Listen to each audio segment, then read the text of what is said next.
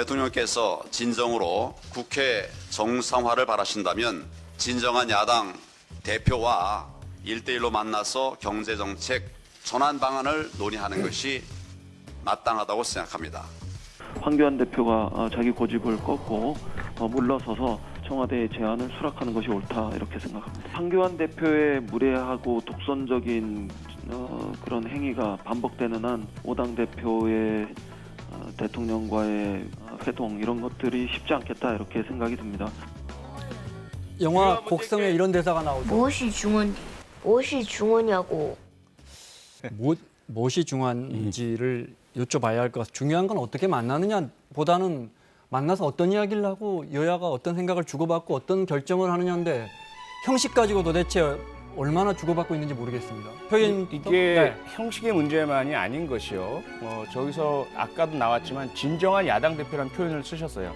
그럼 다른 야당들은 진정한 야당이 아니라는 모멸적 의미가 담겨져 있고요. 또 하나는 두 개 당을 빼겠다.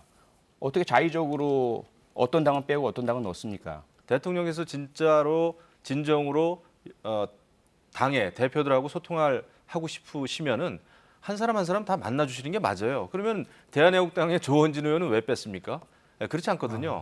특히 마이크 앞에 많이 서는 사람일수록 우리가 말은 신중하게 하는 게 맞다고 봅니다. 저는 뭐 표창원 의원님하고 입씨름도 많이 합니다만은 인격 모독이나 이런 거를 하지 않도록 굉장히 노력을 하죠. 왜냐하면 그것이 무너지는 순간 대한민국 정치가 무너지는 거 아니겠어요? 이 뭐 여야를 가리지 않는다 이렇게 말하면 뭐 민주당 분들이 서운해하실지 모르겠는데 이 막말이 계속 튀어나오는 이유를 뭐라고 보십니까? 의정활동 하시면서. 세 가지가 있죠. 하나는 실수인 경우가 있습니다. 네. 본인이 그럴 수 있죠. 의도한 건 네. 아닌데 좀 스트레스를 받은 상황이거나 준비되지 않은 상황 갑자기 네. 그런 경우는 사실 사과하시면 돼요. 네. 그러면 다 용서를 하시고요. 두 번째는 감정 때문입니다. 상대방을 미워하니까.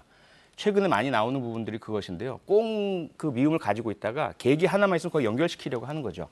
그러다 보면 무리하게 느껴져요. 그런 뭐 죽음이나 재난 등과 연관돼서도 나오고요. 세 번째는 고의적으로 이익이 되니까 하는 것이거든요. 그러한 막말성의 공격성 또는 자극적인 발언을 함으로써 지지층은 환호하고요. 그리고 인지도는 높아지고요. 그리고 후원금은 늘어나고. 그런 부분들을 알기 때문에 일부러 그렇게 하고 그다음에 뭐 거기에 대한 언론의 비판이나 여론의 질타 이런 부분들은 사실 시간 지나면 큰 데미지를 주지 않는다는 인식들을 하고 계신 것 같아요. 내가 그 이야기를 할 때 그 이야기를 했어요. 지금은 좌파 광풍 시대다. 사실 독재 정권은 우파 쪽에서 했지 않느냐. 옛날에 어르신 말씀. 내가 그 이야기 노골적으로 했어요. 그런데 좌파 독재라는 말은 부적절하다. 그래서 좌파 광풍 시대다. 전 대표는 독재가 아니라고 하고 지금 대표는 좌파 독재라고 하고 어떻게 보십니까? 사실 뭐 의미로 따지면은 광풍이라는 말도 굉장히 무서운 말이죠. 그 완전 미친 바람 아닙니까, 그렇죠? 거센 그 폭풍 같은. 여기에 대해서 독재라고 하신다면 그것은 오히려 거꾸로 지금 민주주의가 독재다라는 그러한 모순이고요. 다시 독재 시대로 돌아가자는 소리밖에 들리지 않습니다. 김 의원님부터 경제 정책 바꾸고 자랑스러운 대한민국 지키자 하셨어요? 네, 지금 경제 파탄, 민생 파탄, 또 일자리 굉장히 말라들고 있습니다. 이런 상황에서는 경제 정책 바꾸지 않으면 대한민국 경제 정말 거덜난다라는 그 문제 의식이 있고요. 그다음에는 자랑스러운 대한민국입니다. 제가 아까도 말씀드렸습니다마는 대한민국 건국 굉장히 중요하고 자랑스럽죠. 그다음에 산업화, 민주화 과정을 통해서 오늘날의 자랑스러운 대한민국이 건립되지 않았습니까? 이 대한민국을 위태롭게 만드는 일은 없어야 되겠다라는 차원에서 이렇게 적어봤습니다.